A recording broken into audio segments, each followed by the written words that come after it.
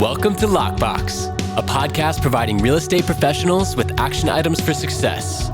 My name is Jeffrey Broger, and I'm going to be your host. I'm the founder of two real estate marketing and tech companies, STEEZY.Digital and realnurture.io. In this podcast, you'll learn from top 1% real estate and mortgage brokers the exact secrets to their success. Welcome to Lockbox. Welcome to Lockbox. My name is Jeffrey Broger, and I'm here today with Jeremy Spann. Jeremy, thank you so much for being with us. Yeah, thank you so much for having me on this show. I really appreciate it. Absolutely. So why don't you start off by telling our listeners who you are and where you're from? Yeah, so Jeremy Spann, Fort Worth, Texas. I grew up in it used to be a small town south of Fort Worth. Actually, it was very rural. Now it's not. Now it's like the hip place to live. Farmland turned into developments. I dropped out of high school when I was 17. I went in the Marines, and their attitude adjustment program was pretty good. Got me back on track, got me straight. So after 6 years doing that, I got out. I spent about 17 years with Fort Worth PD. During my time, I went to school full time, got my undergrad in foreign policy, was going to leave in 2006, the night of my graduation. My partner was killed in the line of duty, so I felt an obligation to stay. I did that, got on the promotion track, and as I was climbing through the ranks, where somebody thought it might be a good idea to make me a deputy chief one day, said I needed to get a graduate degree. So I had gone back to TCU, did their Executive MBA Program, and about one class weekend into it, thought, man, my life can be a lot better than being a cop. So even though I'd climbed through the ranks and had pretty good success, I'd also had this entrepreneur spirit that had always driven me. So I got picked up by a commercial firm, by one of the alumni. I went and spent a couple of years doing commercial investments. And then my wife had sold her boutique real estate company to Sotheby's in 2015, and she agreed to stay on and manage for 2 years. So in August of 2016, she said, hey, why don't you get your residential credentials and come over here and do this with me? And we said, okay. And then that's where I drifted off into the residential space, focused on building an incredible team, know a lot about building teams, especially in Marine Corps. And then from there, since 2018, we've been the number one producers for Sotheby's International Realty here in Fort Worth. And I believe this last year in 2021, out of 4,000 licensed agents, I believe that's roughly how many there are. We rank number 6 in production. Awesome. Quite the intro, and appreciate your service in the military as well as being a police officer for this great nation. Thanks for being worth it. Thank you. Absolutely. Hey, I appreciate that. So, you mentioned your story of getting into the real estate industry when you went to get your MBA. You then were kind of recruited, invited, interested in joining this commercial firm, and that then transitioned into residential. So, being a previous number one team, now number 6 out of over 4,000 agents, in the area, what is that business still active? You're still with that. So how many transactions did you do last year, just to give like the context for my listeners? Then I have some follow-up questions. Yeah, it was probably just right around 100 transactions. We did 44 million in listings and buyers just here in the Fort Worth area for 2021. And Awesome. That doesn't include the 4 million in production we turned down through 2021 because we didn't feel like those particular clients were meant to be a fit for us, or we weren't a fit for them, or they didn't want to follow our processes where we just, sometimes you got to say no to some business in order to be successful at your good business. Absolutely. And we're going to talk about that because you have some very interesting strategies there. But first, I'm curious what advice you would give to a broker out there that might be doing 20 million, maybe even 30, and they want to level up to 40, 45 million, go from 50 to 100 transactions, make that next leap. Man, and being just even a single broker with an assistant, that's a lot of work, right? And it's a lot of transactions. It's a lot of effort. I would focus on finding the right people to put on your team. I have been very specific to not hire anybody that's been in the industry. I didn't want anybody that was licensed. I didn't want anybody that had any sort of habits of this is the way it's always been done. I'm a very unorthodox, out of the box thinker.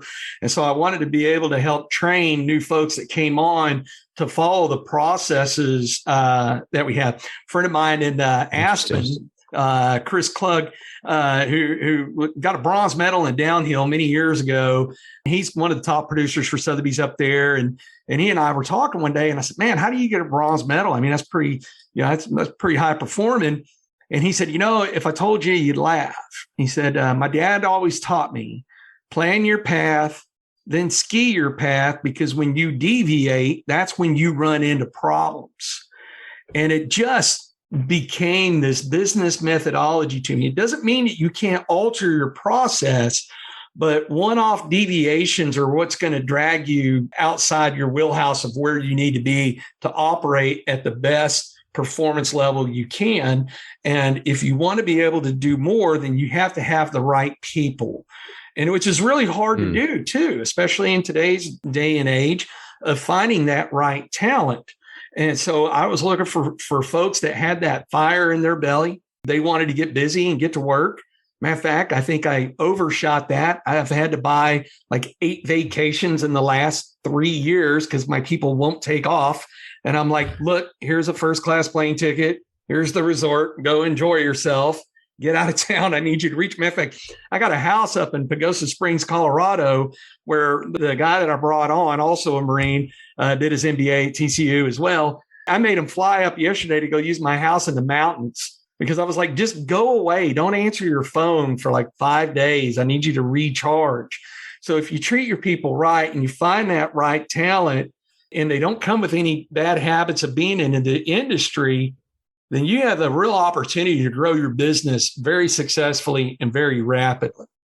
Yeah, and big focus on team. So absolutely, you mentioned being in the Marine Corps and having that have an effect on your team building ability, and then you also mentioned a little bit before the podcast this concept of having a survey for clients, and you probably do some personality or business indexes for your team members too. So I'd love for you to shed some light on that. Yeah, absolutely. We use a system called Culture Index, and it's often confused with Myers-Briggs, DISC, and all the other 50 other ones that are out there. But the difference in Culture Index is it's the fastest survey that somebody can take, that if the person taking it is being candid, will give you the most accurate perception of how they process information, which is hugely important because we feel that clarity creates trust and confusion creates fear. Fear doesn't move the needle, but trust does. I'll give you a prime example. My wife and I are very, very different. We have extreme results. You have people that are what we call closer to the line, which are more normal, people that are further from the line, which like she and I are, that are abnormal, but she's abnormal opposite of me. So for an example is she's an internal processor. She wants all of the details and she wants to have time to think about things. She truly wants to know how the watch is built. She will read an entire email. Whereas me, I want it in 3 bullet points. How are we going to win? How are we going to go fast? Tell me what time it is, not how the watch is built. Now, the reason this is so important is if you tried to explain things to me the way she prefers to process it, you would bore me to tears and you would lose me 30 seconds into it. Right. And it probably doesn't help that I'm ADHD like a squirrel on methamphetamines anyways. So I'm like, I don't want to listen to all those details. How do we win? Give it to me in 3 bullet points. I'm not going to read the email. I'll read the subject line.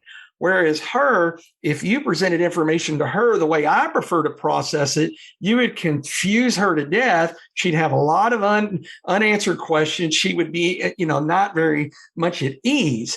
And so the reason this survey is really important is because we can look at somebody's results and say, hey, is this someone that we send a lengthy email to, or is this someone we pick up the phone and call? Is this someone that the sky's always falling because they have a high sense of urgency?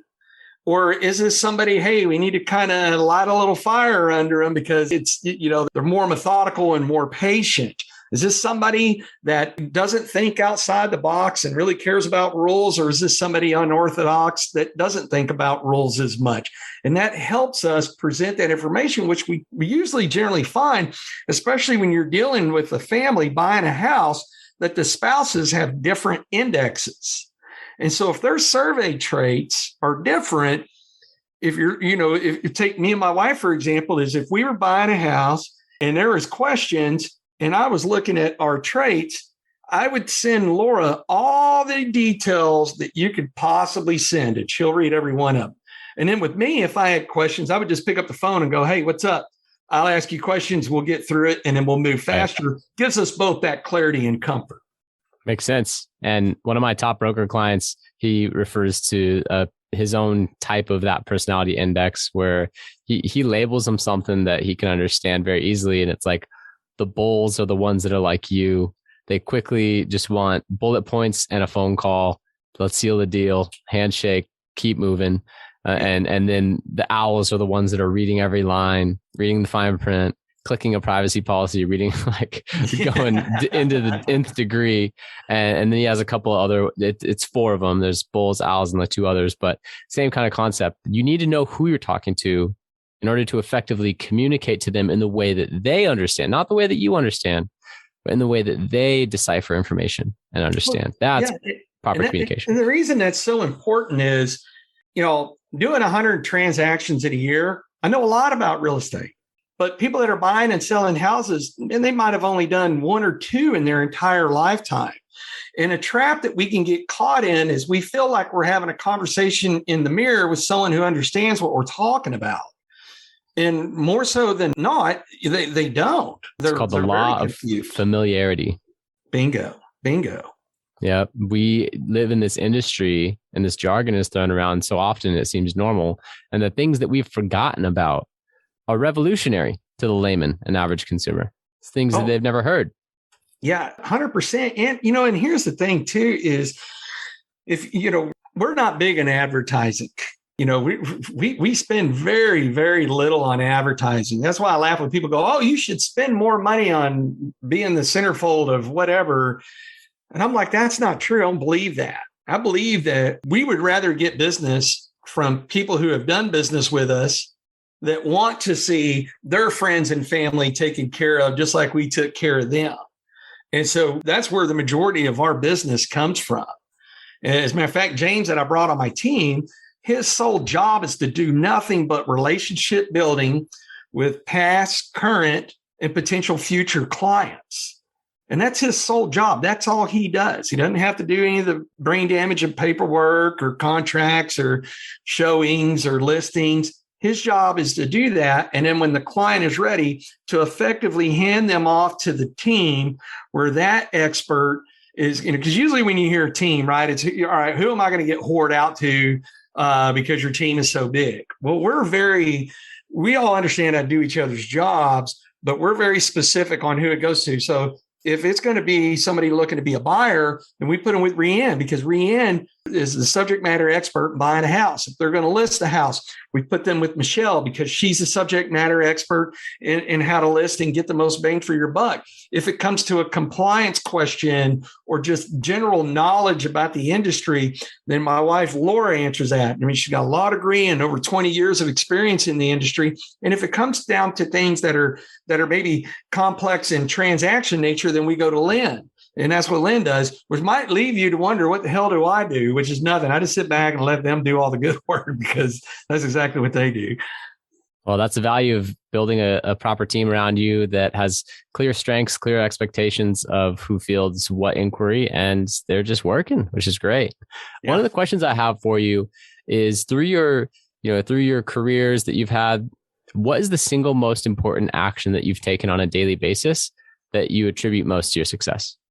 Yeah, that one's an easy one for me, is be purposeful with your routine, right? And now for me, people out there like me, it probably rings a little bit more to, because I am not regimented by nature.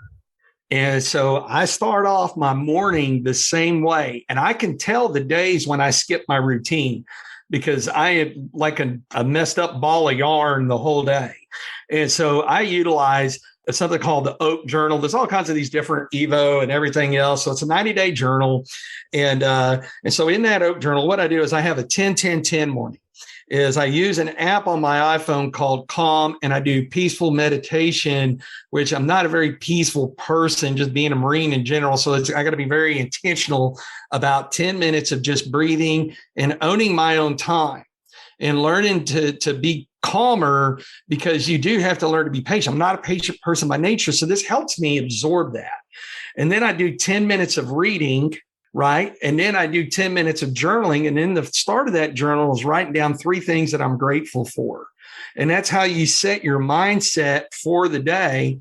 Then when I'm done with that, I check all my emails. I get rid of a bunch of them because most of the emails are just, waste of time and all that. And then I set my calendar where even on my phone, I use the alarm. So like prior to here, I had an alarm that said, okay, get ready. And then another one that said, hey, in 5 minutes, you're going to be on the show. So it's reminding me again. So that way I'm not late to something.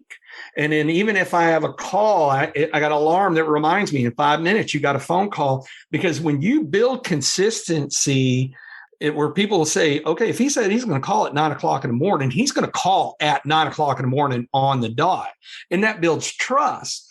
But more importantly is what that does for me is, as humans, we have such a bad habit of breaking promises to ourselves every single day that eventually you're going to break promises to other people. So if I keep this promise to myself that I'm going to do this routine, then I am more likely to carry out the promises that I deliver to other people. Probably a lot longer. You're probably expecting like a 30-second movie preview. So I apologize if that was a little longer. No, that's all right. And I was listening to Tony Robbins' Personal Power this morning when I was making breakfast. And what he was talking about at that particular section was, doing what you say you're going to do when you say you're going to do it. And it was funny because it was kind of like this little extra excerpt where he's doing the audio tape, but you could hear the studio engineer commenting. And they did it like after the tape rolled. It was like this little bonus section. And the studio engineer said, oh, this section is going to be 2.5 minutes.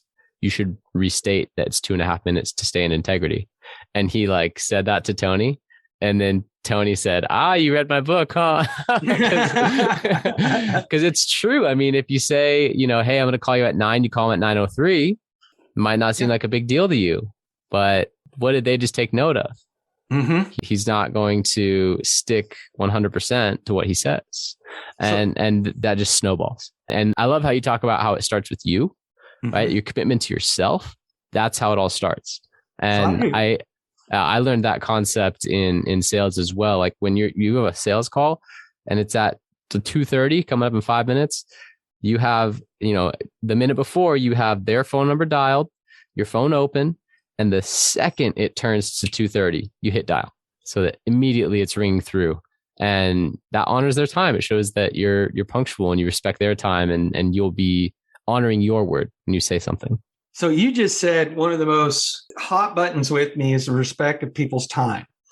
I've got a 21-year-old daughter off at college, and the way I've raised her is to respect people's time, because time is a commodity you cannot buy more of, and you can't get a refund on it once spent.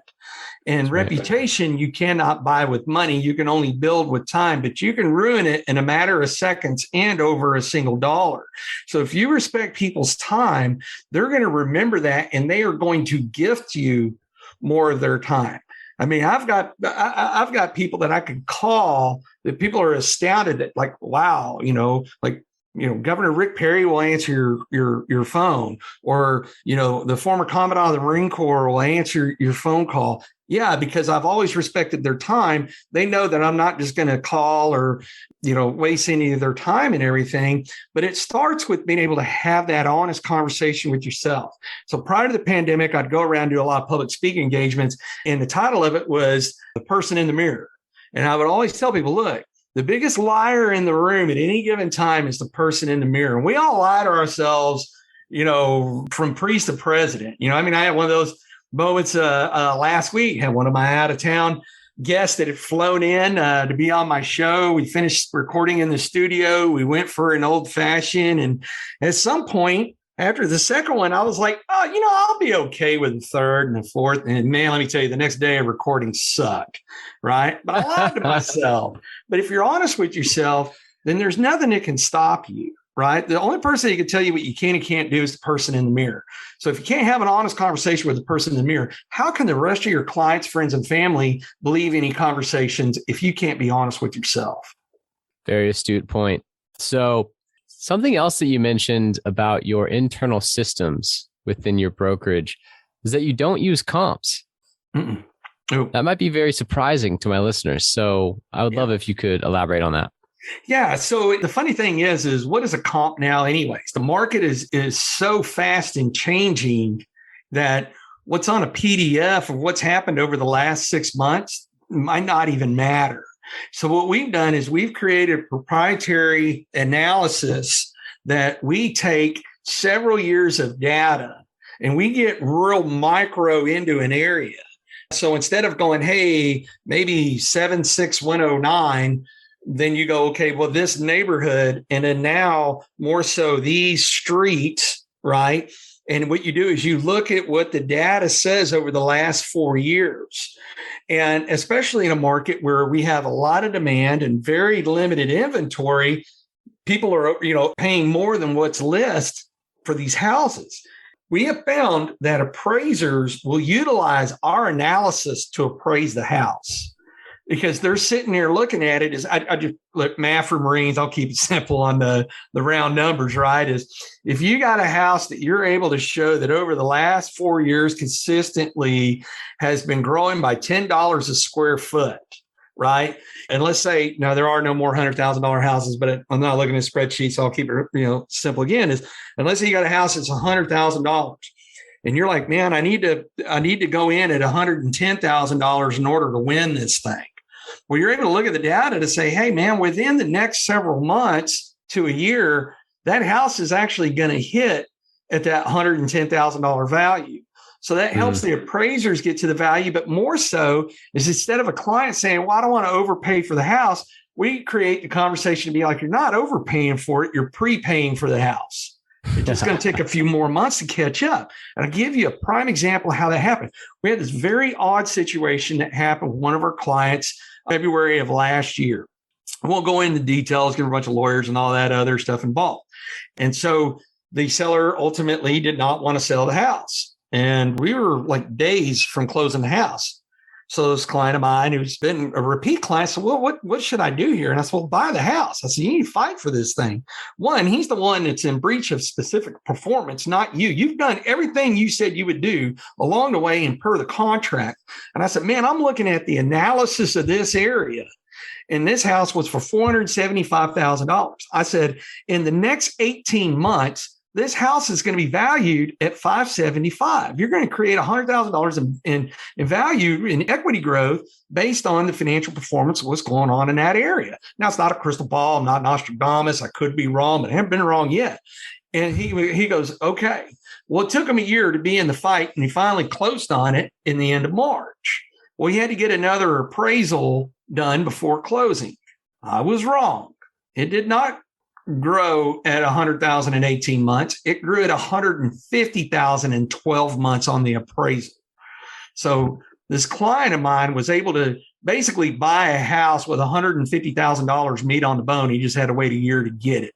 And that's how we were able to deliver value to our clients, because it allows us to structure the conversation around, hey, look, the days and ages of buying a house and living in a house forever with the white picket fence and the big trees in the yards, look, this is a financial instrument for you. And this financial instrument, you're likely to probably sell it in the next couple of years and go buy the next bigger and best thing or downsize or whichever that may be. So to be able to paint a financial performance picture for them allows them to make better, more sophisticated financial decisions on purchasing a house. It's really smart. And that is definitely a conversation that would resonate with a buyer or a seller. At the end of the day, they have this ambition to own a piece of property. And if you really unravel that, the core primal trigger there is greed. Like they want their money to grow. and so without tapping into that primal trigger, making them feel bad about it, that can be transitioned into ambition. And you can say, look, if you prepay for this house, in a year, it's going to be worth 100K more. And in this case, it was 150 based on the current trends. We're at, we're 10 years underbuilt. We have massive lack of inventory.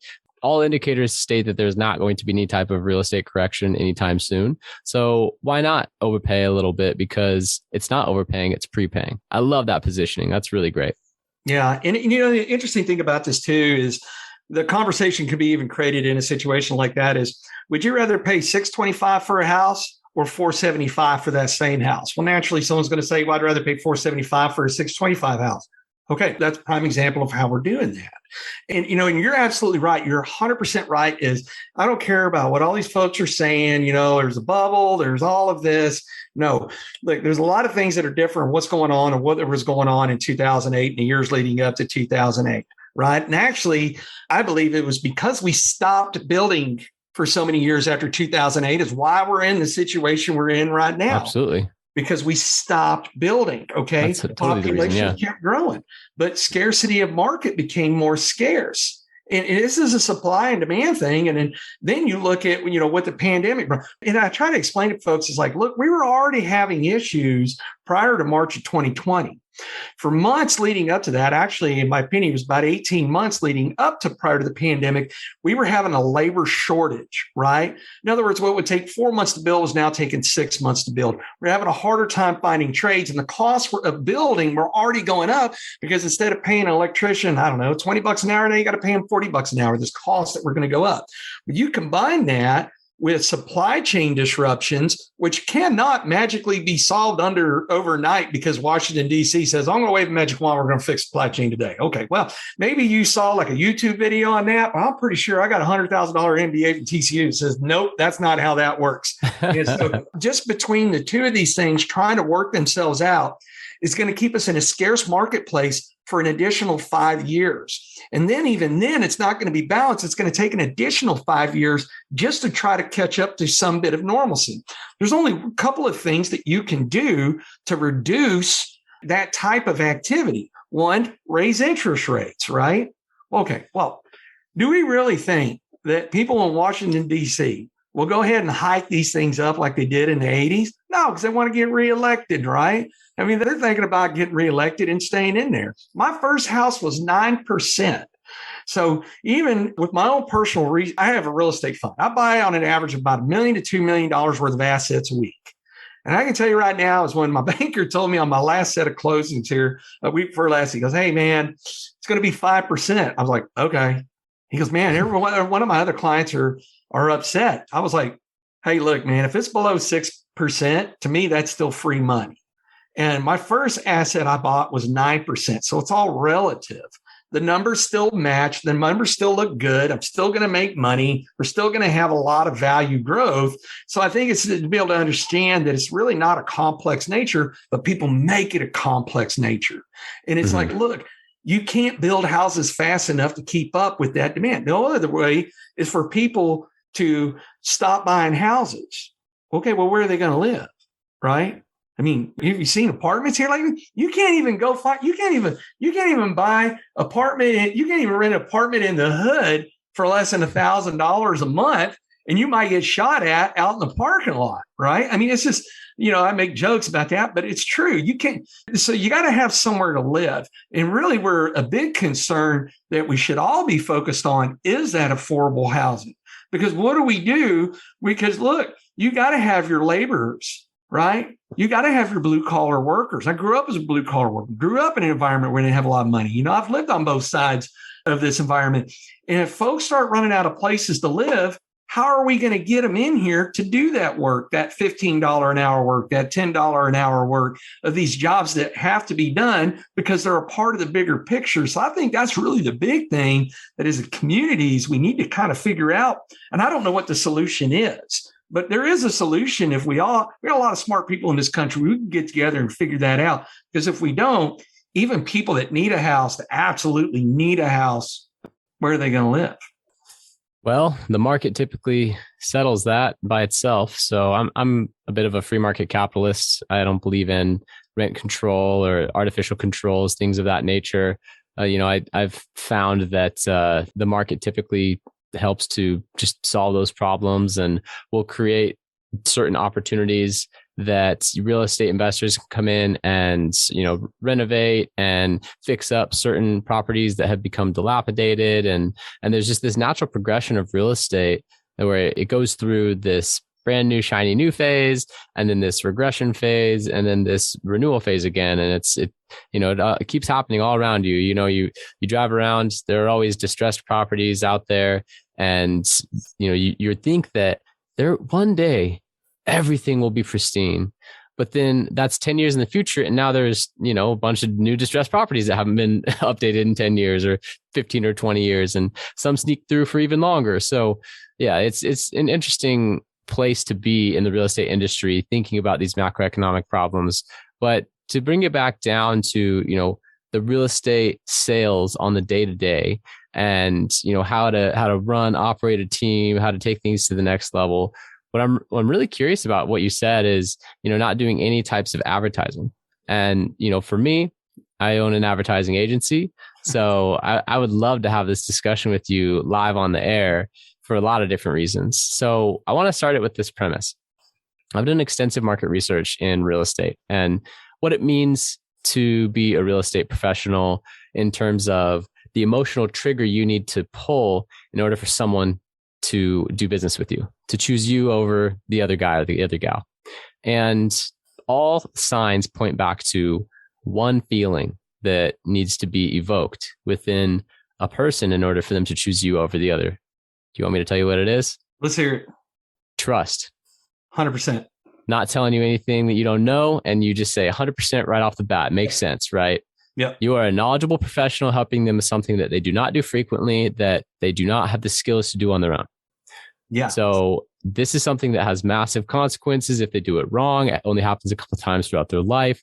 All signs point to they'll shy away from something innovative and shiny and new for someone that they can trust, that they know what you're doing, you have the best interest in mind. Well, that's an authority brand.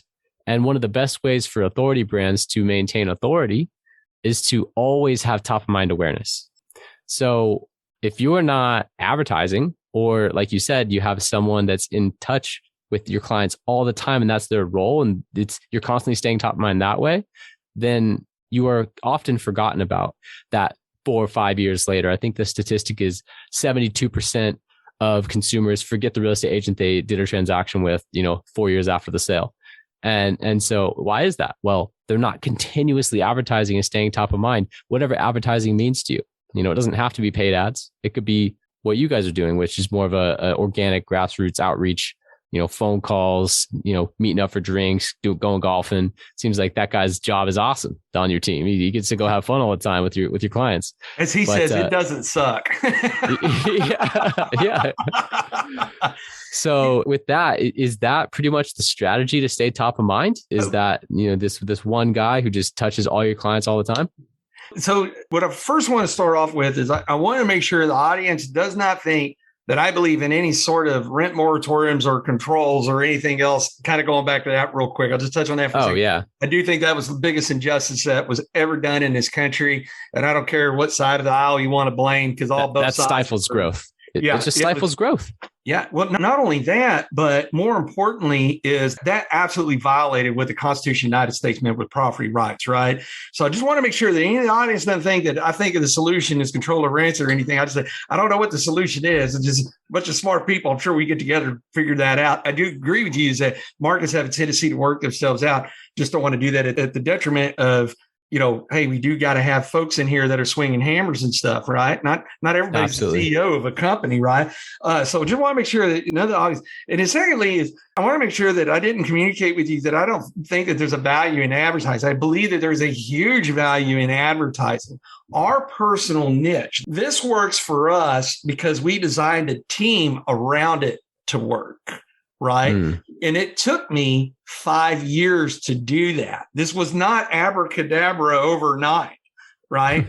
It is. You do need to have an advertisement plan. It just so happens that ours is James Peterson. Right. And it was me before that. Right. I mean, that's where we evolved as we were growing the team. That's what I was out doing in that. And the way to grow that, because you said something that you're absolutely right, is if you're not top of mind. How many times in the industry have any of us been and you find out that a very good friend of yours sold their house and used their neighbor, and you're like, hey, what the hell, man? When my shop delivered, you're like, man, I didn't even think of it, right? Because they don't think about it every day. They're not thinking about buying and selling real estate like we are every day. Right. And so you're 100% right. And what part of James's role is his job is to control our brand, right? And which means communicating with people. And if I had to be fully transparent, I don't know that we would be as effective at this if we didn't live in a post-pandemic world, right? What do you mean by that? Well, because in March of 2020, it changed everything, right?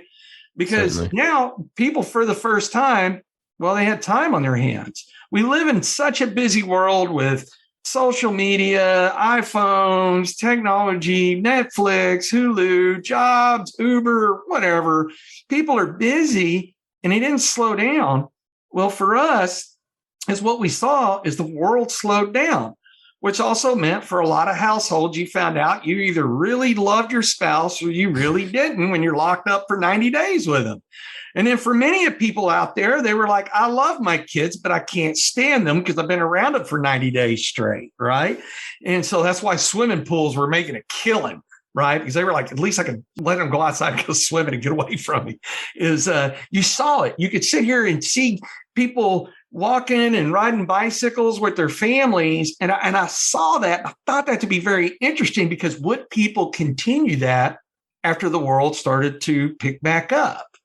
You know, this thing that we're on right now, Zoom. I mean, how many people had heard of Zoom in February of 2020, right? You had. I would say that, yeah, most hadn't, right? I mean, Amazon Prime making a killing, right? You're getting stuff delivered. And so for us, what we found is that was an opportunity to strike while the iron is hot because most people are so busy, you text them, you don't call them because they don't have time to talk to you. Mm-hmm. Well, for 90 days, people had nothing. They were glad to talk to you, even if they didn't like you because it wasn't the spouse or the kids, right? And so that gave us the opportunity to seize this moment to grow our brand by building these relationships, calling and checking on people, being able to do what God designed us to do, 2 ears, 1 mouth. In other words, use your mouth to ask questions, use both of your ears to listen to what they were talking about. Right? What their concerns were, what they wanted in life. Me and Sally are getting divorced. Well, there's a listing, right? And then, and both of them going to need somewhere to go, we're empty nesters now. Okay. Sounds like it's time to downsize. Holy cow. I got this new great job offer, but it's remote. So I no longer have to live in Fort Worth, Texas. I can go live in Colorado. So you hear these things and then you translate that into potential business. And for us, that's what's working right now. But one of the things I always tell the team is what works today may not work tomorrow. You got to be ready to pivot. You got to be agile, but that's what works for us now. If March of 2020 had not happened, then for us to grow the way we've grown, I do believe that I would have had to go get a professional to help us expand our brand, to help put that trust out there. So I hope that answers the question of, is the pandemic responsible for our version working? I think so, but who knows? I don't really have an accurate sample to go, well, we weren't doing it prior to a pandemic that it was effective. Then after a pandemic to know, is that the real source? But I do believe that if somebody wants to be aggressive and grow their business, you need to have reliable people that can help you do that, right? You don't go ask a dentist to do heart surgery, right? And so if you're going to try to do your advertising on your own, well, unless you're a subject matter expert at it like you are, why are you wasting your time doing that, right? I have a wealth manager because I don't want to day trade. Hey, that's how he makes a living, is growing money. What the hell do I know about it, right? Yeah, I took finance and accounting and all that, my MBA, but I'm not an expert in growing my wealth. He is. So I do believe that there is an absolute place in this earth for marketing and advertisement professionals like yourself. And if someone hasn't gotten fortunate enough or lucky enough, like we did, to just kind of stumble onto our strategy during a pandemic, then they should be calling someone like you. Yeah, no, it makes sense. And my other question, which you kind of answered, was scaling. How do you scale Jeremy? Right? How do you go from 44 million to 100 million with still Jeremy trying to go golf with every single person, right? Like, it gets burdensome when it's tied down to a human. But to your point, if you can then duplicate that personality and those habits and systemize it and then be able to scale up, you realize what the cap is. And then you're like, okay, for every 40 million in production, we need one of these client liaisons. And then, you just keep duplicating it. Then that's the system now, right? It's not only dependent upon you, which a lot of brokers, they can try to teach their team to, call their clients, but it ends up being the head broker still making those A+ calls and still doing a lot of that hard work to stay in touch, to stay top of mind manually. Right. And so it becomes really cumbersome. So I think the key takeaway there, honestly, is still goes back to that team building ability that you have, because you handed it off to Jeremy. If you were still doing that stuff, you might be like, Jeff, help. No, you couldn't be more accurate. Is real estate for the most part has been very linear, right? A, then B, then C, then all the way to the closing at Z, right? And so what we did is we made it like an accordion, that we brought it in and made it vertical. We're able to operate in various capacities, but most importantly is controlling our pipeline. Like, we even have, and I'll be happy in an offline conversation with you and share it with you, is we even have an analysis sheet for new clients, right? Before they even take the survey, that tells us what is the likeliness of when this client's going to be ready to buy and sell. Now, that we were doing prior to the pandemic, that when there were things that were a lot more predictable, I could actually fill out this analysis sheet and say, this person, based on the answers on this, they're likely to close within a plus or minus a week of this time period, and within plus or minus $5,000 of a certain price. Because of the questions that we asked, which is great for your pipeline, right? And then so altered some as we entered, this new strange world we live in. But still, that's what James does. Is his job is to control the pipeline, and it's to be a team. When Rianne is like, hey, let's say Rianne is comfortable handling 20 buyers at a time, and let's say she's got 5 under contract, 5 pending, and 5 that are getting ready to close, where she's only working with 5, she could tell James, hey, I'm ready for the next 5.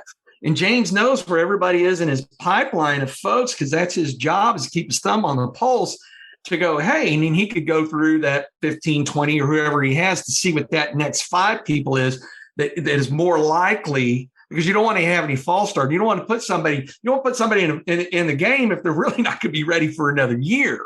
And that's him asking questions. Same thing with listings. Michelle can say, hey, we've got X amount. We're ready for a couple more listings. And then he can call and say, hey, who's ready here? Let's do this, so forth. Kind of understand. You get that from asking those questions of those people. So that way he's accurately feeding the pipeline to the team, but not overwhelming the team at the same time.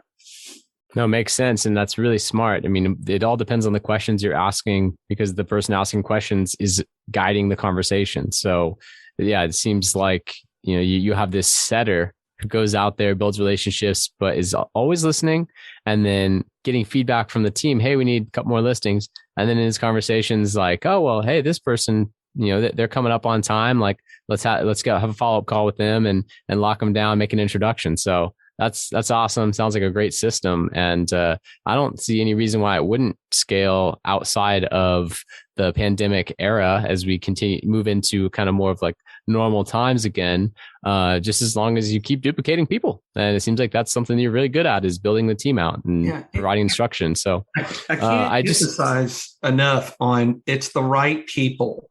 Be very intentional, very slow to pick the right people that are going to be a fit to work with each other. It's one of the things that we did is every time we added a person to the team, even though Laura and I really liked them, unless the team 100% signed off, we didn't bring them on. And we had a couple of people that I thought were going to make it. But someone on the team was like, I don't know. Okay, good enough for me, because we need everybody to be very much aligned, because you're operating as a team. And I believe that the term team has been bastardized so many times that people don't really truly understand what that concept of being a team means. And if you can understand what that concept is, where people are caring about each other, we even have a culture index for each person on the team.